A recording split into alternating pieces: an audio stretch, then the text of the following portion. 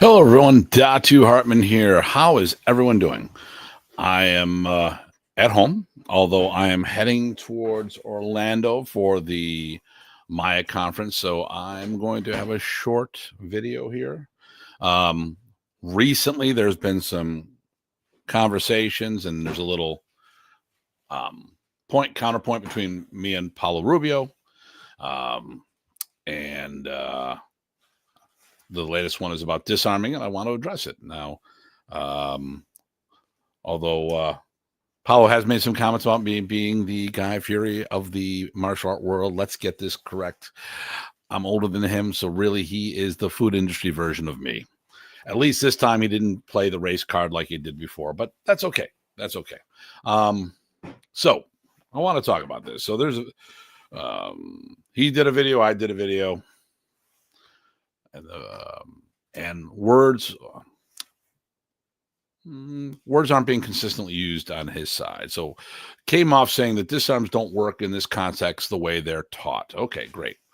And I did a video saying, well, of course not, because the video wasn't done.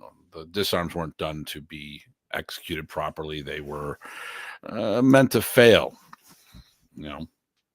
or the execution. And then, of course, his supporters went on my page and made comments about how Paulo's right, disarms don't work. But then he came back afterwards and said no, and did a video that disarms do work. So I want to go in there. So the way we normally see disarms, someone swings a stick, we block, we do the disarm. And Paulo's comment is the way you see it taught, it doesn't work. He's right, because that is not the training phase. That's not the real world phase. That's the learning phase. He pointed out a bunch of my videos where I'm there, the person attacks, I do the disarm. These videos are done off my social media, which, when I'm sharing information, I'm sharing how to do the disarm. Now, the first thing I tell people when we're doing disarming and techniques of that matter is that I can never stop the stick by stopping the stick. I can do the unbraced, the brace, the dos manos blocks. It will never stop that opponent's stick unless I block and stop the opponent's arm. The way to stop the stick is to control the person, not the weapon. There's 3 ways to hit a target: hit at, hit in, hit through. Okay. If it's just stick on stick contact, it's not going to stop it. So I agree with him on that point right there. The real question should have been, if they don't work that way, why are people teaching this way? People like my teachers, the late grandmasters, plural, Remy Amador Praces, Ernesto Amador Praces, and Ted Bua. Living people like Bobby Tabuada and Danny Inasano. And seeing that I teach that same way, I think that's a great fraternity for me to be a member of. So let's get into it. First of all, I think we have to understand something. Filipino martial arts they're very vague when it comes to terminology or their lack thereof. So it's hard to put things into words at times. So I've actually, with help of many different martial art luminaries out there, I've just started developing my own martial language for my system. So we'll do things like there's 3 ways to hit a target. There's a hit at, which is like a jab, hit in, which is like a cross, hit through. And the sticks do the same thing. I hit at the target, I hit in the target, I hit through the target. And it's important to know those differences, because when people are doing certain types of strikes, not every block works for them. When you're stick sparring or dueling, the unbraced blocking, the one-handed block, works very well when the person's not trying to swing through or not use a heavy weapon like a baseball bat or something. Brace block, the reinforced block, to me, that's the learning block. That's the first one we teach because it's a great reference point, gets the live hand close to the person. And then there's the dos manos, the 2-hand blocks. I would use that against those baseball bats, axe handles, shovels, and stuff of that nature. So we have to understand those things. But we have to understand, here's the other thing we have. We have 3 phases of training. Now, I break it down to 3, but I also have 2 to simplify for people who don't necessarily understand where I'm coming from on things. And there's one of my co-hosts here. Hey, buddy. There is the technical phase of training, the timing phase of training, and then there's the non-compliance. So a lot of times when people demonstrate, they're in the technical or timing phase. So what would that be? So first of all, let's say we're using a trap, 1, 2, 3, which is the core move of modern East. It's also our block check counter with our stick. So when I'm doing this against a punch, the first thing I might do is leave my hand out there like a mukjung or like a Wing Chun dummy. I leave the hand out so the person can go deflect, grab, and hit. Work both hands. Okay, work both inside, outside. Here, do the other side, inside, outside. I let them get the technique down, the technical aspect of things, talking about how it works, why it works, stuff of that nature. Then the next phase is the timing phase. So then what I'll do is I'll throw a punch that stays out there. Not a realistic punch where it reloads. I'm working on the timing to coordinate their first movement, the deflection, with the incoming attack. And then after that, we get to the non-compliance phase. So then I throw the real action, which is out and back. And then we find out when we're doing the modern East trap 1, 2, 3, it doesn't work because now we're in that non-compliance phase. I'm like, why isn't it working? Well, the person's throwing a punch. I have to deflect and grab and hit them before they rechamber. So I have to be at least twice as fast to do a block, a deflection, and a grab, maybe 3 times fast to actually get that hit in as well. Well, how good is a technique is if you have to rely on someone being better. You know, if I have to be stronger, faster, more flexible than my opponent to make this work, is that good? Now, it's different than tactics, like if we're sparring and I know that I'm faster than someone and I do some stuff, some different maneuvers and taking advantage of that is one thing. That's a tactic. But the technique itself, it should work no matter who you are. If I'm faster, it should be better for me. If I'm stronger, it should be better for me. But I shouldn't have to rely on being those for the technique to work. So when I'm looking at that punch out and back, why the heck would I do that if it takes 3 moves to do this and the hand's not going to be there? What am I doing wrong? The wrong thing isn't the technique, it's the application. The application would be an attack that the limb stays out there. Now, we're not karate and we don't lock it out there. That's not what the real world does. But that's just the training phase, the learning phase. That's still not the real world phase. So what kind of an attack would work? Simple. A grab or a choke. Someone grabs you to get ready to punch you. Someone grabs you to try to pull you away. That's when those techniques will work. So a lot of time it has nothing to do with the technique doesn't work. It's about trying to use the wrong tool for the job. And that's it. Understanding these things. So let's circle back to disarming. Oh, and if anyone wants to chime in and say something, by all means, Robert Guido, what's up? Listening at work. Oh, we won't tell anybody that, Rob. So when, getting back to Paulo's right and he's wrong. Okay. The question should have been, what do we need to do to make this work? So when I'm doing a disarm or teaching disarms, and like I said, he showed video of me doing exactly what he's talking about. Why would I do that if it doesn't work? Because you first have to learn that technique. So I leave the stick out there. They pry it out of my hands. Then I swing it with control. I work in the timing. And then I start swinging all the way through. And that's when they realize that they have to start blocking on the hand and stuff of that nature. Now, when I do these videos, I don't show that. I show the technique.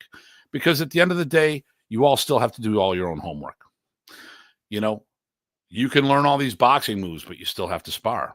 So there's the learning phase, the training phase, and then that non-compliance phase. When you do jiu-jitsu, what do? You give someone the arm and you let them do whatever. And then you start fighting back with everything. You let your partner do something, do whatever technique you're learning, and then you fight back.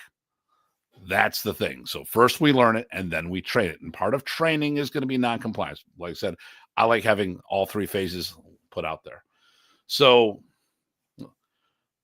why do most people not show the training or the non-compliance phase? Well, they might not have enough time. Or more importantly, like in my people, we talk about it. We talk about it all the time. But people have to do their own homework. Okay.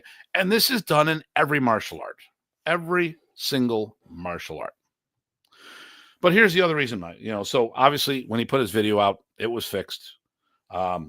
He wanted to push a certain agenda.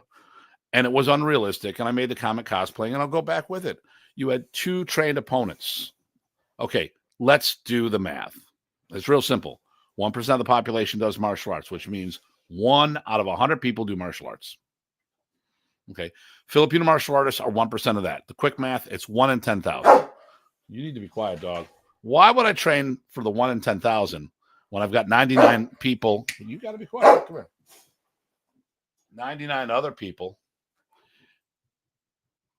getting there, or the 900 or the 9,999 people.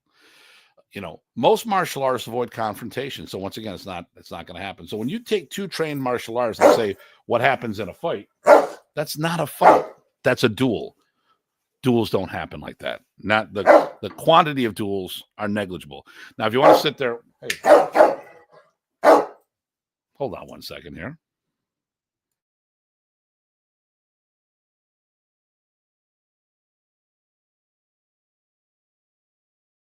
Okay, and I'm back. Oh, here, what do we got? Someone here. My first FMA class, my student was doing for 2 months. I got mugged by a guy with a baseball bat on my way home from FMA night. We've been drilling disarms. Took the bat as a trophy. Oh, cool. You just made my point here, sir. Now, let me ask you this. Were you armed? Or were you unarmed when the guy came at you with the baseball bat? And better feed him before he eats you. Yes, Rob. Yeah, yesterday he was in class, and Rob was there too, and that was interesting. Interesting. Hold on one second here. So, were you unarmed? I'm going to think most likely you weren't.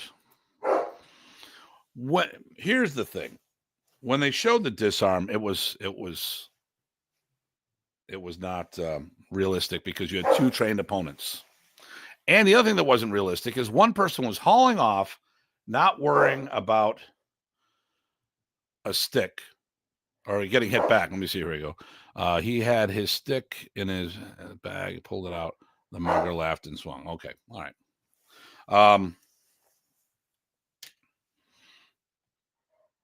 My mind. Okay. So the thing is, you have 2 guys fighting here. Both were trained. And one side was not worrying about getting hit back. Paulo had the sparring gear on, the fencing helmet and the gloves. The other guy had nothing on. He was not worried whatsoever about Paulo hitting him back, which means his attacks didn't show that. Here's the thing.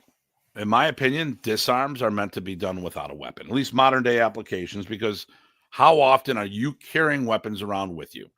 And yeah, I know some people like carry a knife. I carry a gun. I do this, that, and the other thing. I travel too much. I'm heading to the airport today. What if someone attacks me with a stanchion at the airport, or someone picks something up? There's plenty of times when I am unarmed. And I don't think going to a weapon is your go-to move. These are my everyday carries. But let's play a scenario out. You're in front of me. I'm just Tim off the street. Hell, maybe I'm Guy Fieri. Okay, so I'm Guy. And you have to hit me with a weapon for whatever reason. I'm unarmed. You got the weapon. You've got all the power. And it's not going to be a hunk of rattan. It's going to be a baseball bat, an axe handle, a 2x4, something, whatever. Are you concerned about me hitting you back? Or how much concern do you have about me hitting you back? Now let's take it to that next level. You have that weapon.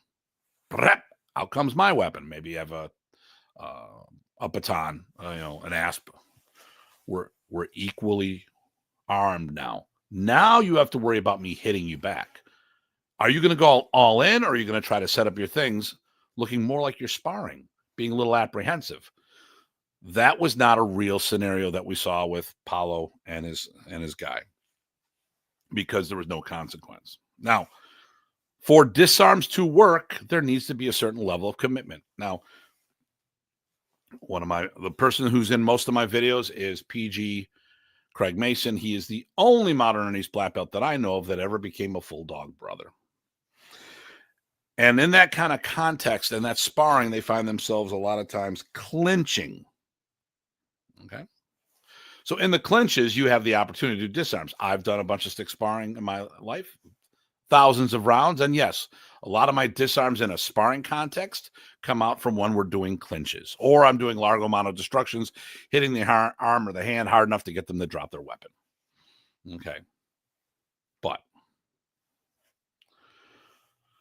when we do our disarms in general, they are geared for hitting in or hitting through attacks, not to hit at, not that jab. It's got to be a commitment shot, not the way that we see everyone teaching it. And if I have a weapon, the odds on someone committing to that level significantly drop because they're worrying about the consequences of me hitting them back. Personally, when it comes to disarms, my whole opinion on this is they're armed and you're not. Because then they don't have that. There's no incentive for them to stay away. They're armed, they're committed, they come in here. Here's how I teach my students. I talk to them all the time and say, listen, we start because and I run a full-time Filipino martial arts school. We've always had around 80 to 90 some odd students in our club. I teach men, women, and children. We start as young as 4 years old. So I have to talk about and I'm reading comments here. I have to talk about to people why we do weapon training. Now, we don't even talk about that anymore. It's no longer because the people trust me when we come in, we talk about different things. But here's the thing. We start weapon on weapon. I'm very specific about articulating this in my teen and adult class. Why? Because we're equal. If you have a weapon, whatever it is, and then I'm unarmed and you start doing whatever, and I got to reach in that vortex of violence and pluck something out, that's very intimidating for someone who's never done anything. But now you have a weapon too, and now you feel like you're on equal terms. This is my boomstick. Boom, boom. Okay. After we build up, and if I'm looking down, it's because my camera's up here and I'm looking at the screen here, guys. When I'm doing my material, when I'm teaching my people, the first thing I do is say, listen, we start equal. When you get better knowledge, better attributes, and the most important thing of all three of these, more confidence, then we put your weapon down. They're still armed. And then that's going to be a more realistic situation because it's not weapon dueling we see in the streets. It's a victim of a weapon assault is what we see in the streets. Okay. So we start equal and then we handicap ourselves or put ourselves in the more realistic situation. And that realistic situation is someone's hauling off on you, not concerned about getting hit back. And what do? That should have been the question. Why are people going this way? So I'm going to sit there, Mr. Frederick. Let me see. Correct me if I'm wrong, but isn't the goal to disarm is to catch the swing arm more than the weapon being swung? It is. And in the video, everyone was focusing on the weapon. I'm not sure if you first came in, we're here when I first said this. What I tell everybody this is you cannot stop the weapon if you cannot stop the arm. So when I do my brace block, I initially start on the weapon because we're in that learning and timing phase. And then later, when they start swinging through, my reinforcement goes to the hand because if I don't stop that hand, the weapon keeps going. And of course, the Kempo guy says, kick him in the pee-pee and poke him in the eye. Yes.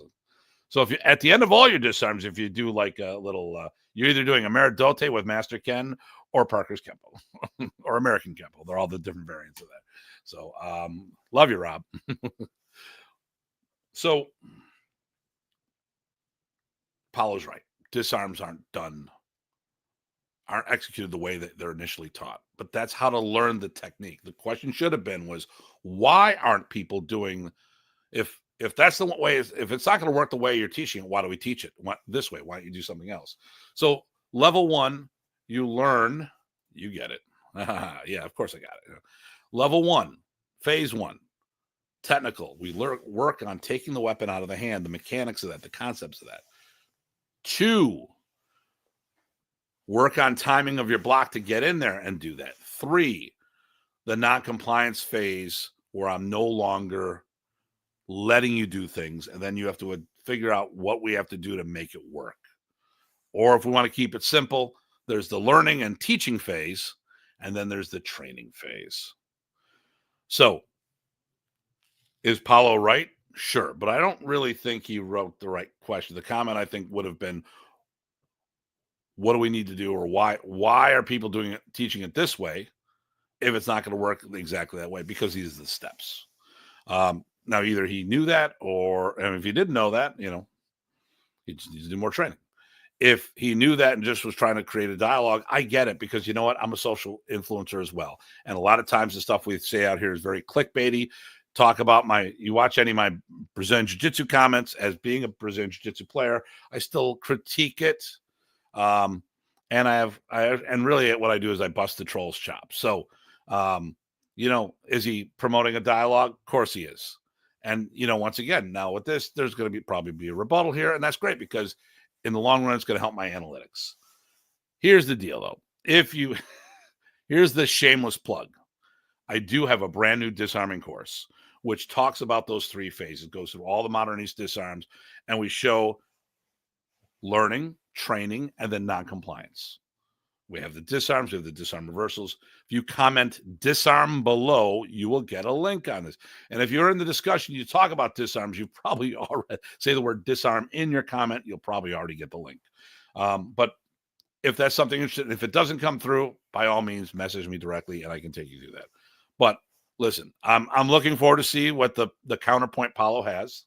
I want something new and original. The Guy Fury thing is over. And remember, Guy Fury, I'm not the martial art version of Guy Fury. He's the food industry version of me. And for all those are out there trying to say I was the love child of John Madden and Guy Fury, I'm too old. So once again, comment disarm below and you'll get a link for my course. If you have any questions, feel free to reach out to me directly. I got to hop on a plane to Orlando. If I see you down there at the Maya conference, say hello to me. And anyone that sees me out there, don't be afraid to come up and say hello to me, because if you're watching my videos, you're following me, you're supporting what I'm doing out here, I want to meet you. All right. Well, listen, everybody, as always, please stay safe and stay sane, and I will see you all soon.